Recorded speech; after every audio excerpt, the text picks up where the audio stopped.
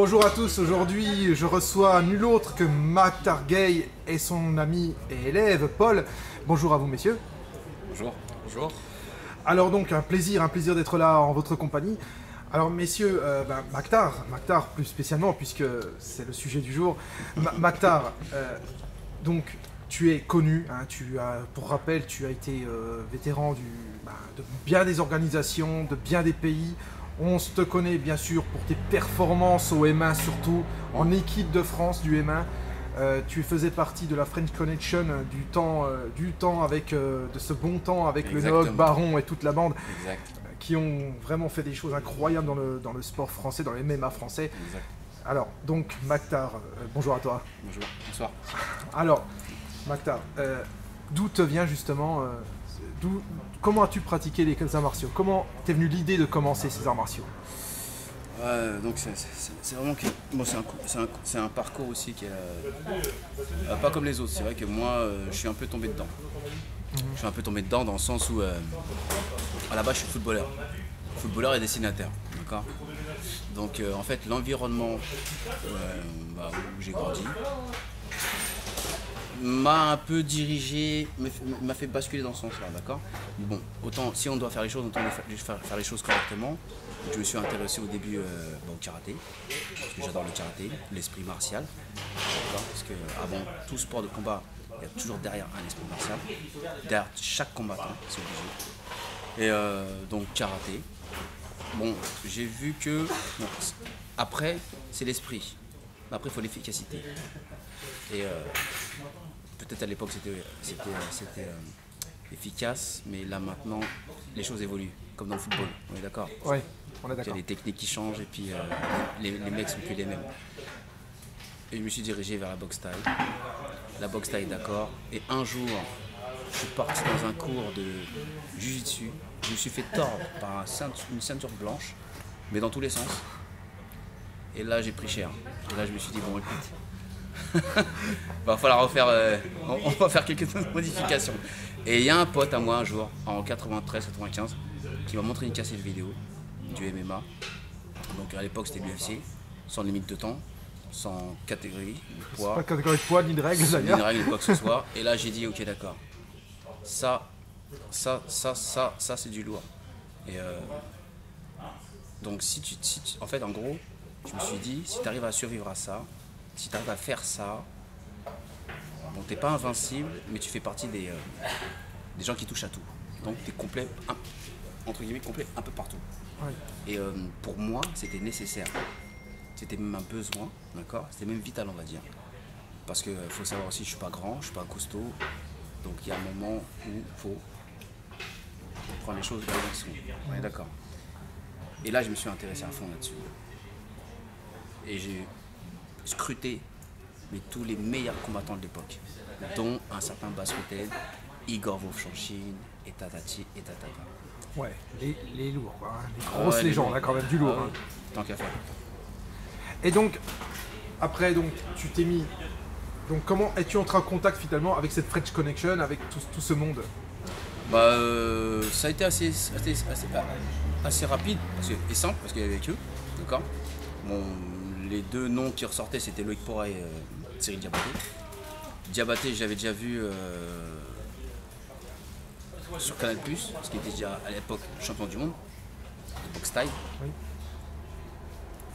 Et j'ai été plus attiré, on va dire, non, celui qui était plus, accessible.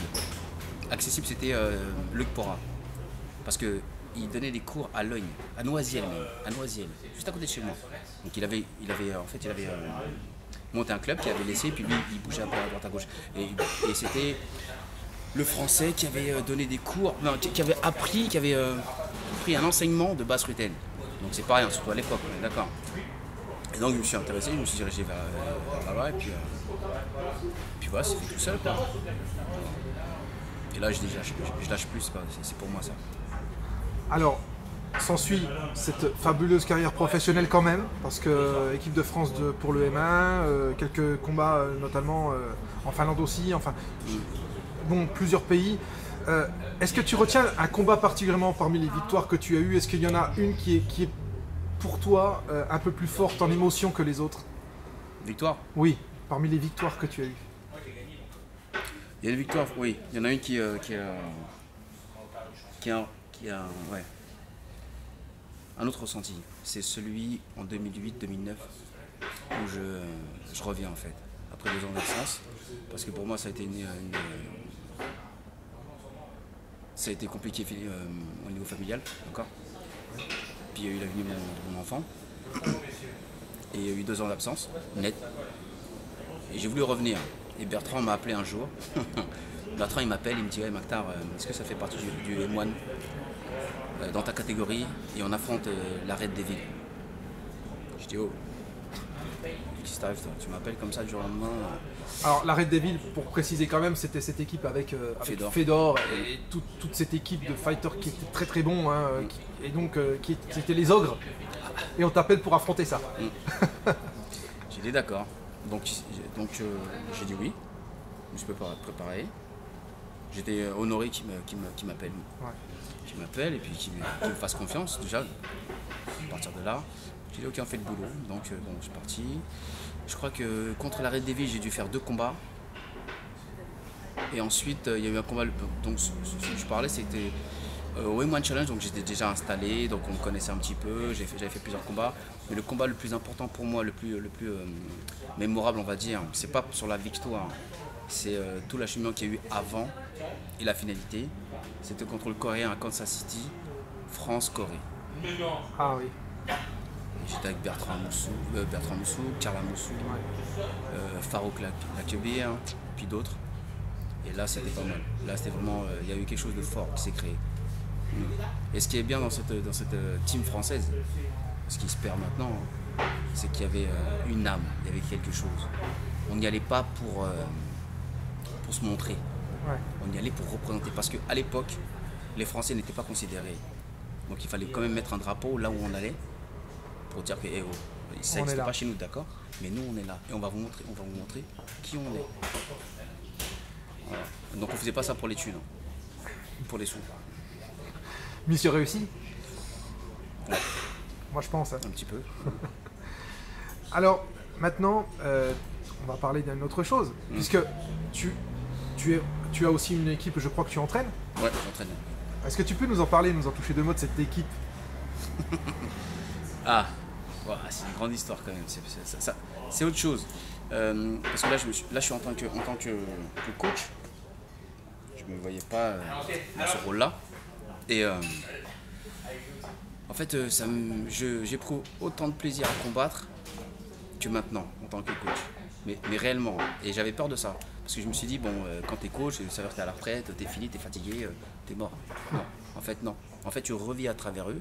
Et puis le fait d'apprendre et de faire partager ton expérience, tes techniques que tu as appris sur le tas, et plein de choses de ton vécu. Et ça, quand tu vois ça dans le regard de tes gars, parce que c'est pas mes élèves. Parce que moi, quand on dit élève, j'aime pas le mot élève parce que élève, c'est rabaisser l'autre. D'accord? Et j'aime pas ça. Alors oui, effectivement, j'ai plus de bagou par rapport à eux, mais un jour, eux peuvent... Le but, c'est qu'ils me dépassent, parce que moi, voilà, et c'est l'évolution des choses, c'est la chose naturelle. Et ça, je l'accepte, mais normal. Par contre, je ne veux pas qu'ils aillent n'importe où et faire n'importe quoi comme moi j'ai fait au début. Ouais. Parce que nous, c'est du n'importe quoi. Ouais. Il fallait être dur hein, pour quand même sortir de là-dedans. C'est pas pour me jeter des fleurs, mais c'était chaud. C'était très très chaud.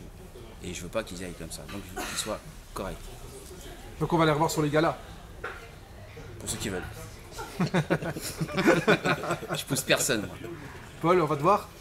Ah, j'espère. J'espère bien. Et alors qu'est-ce que tu penses de ton coach? Il n'est pas plus pédagogue. Hein. Franchement, Maktar, c'est... J'ai vu ça dans d'autres disciplines, des coachs très performants, très pédagogues, mais là derrière on sent vraiment qu'il y a un vrai vécu. Quoi. On le sent, et puis on a confiance. Ouais.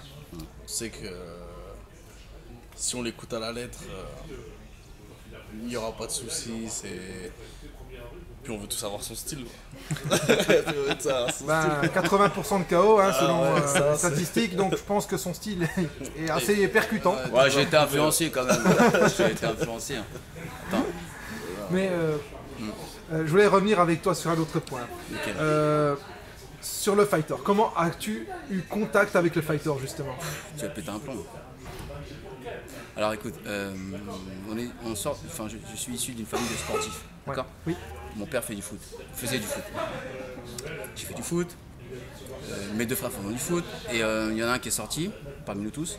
C'est mon petit frère, le dernier, qui s'appelle Magaï Gay, qui a joué à Everton, qui a été détecté à 9 ans, option d'achat à 11 ans, et qui est parti à 13 ans en centre de formation à Strasbourg pendant X jusqu'à 18 ans.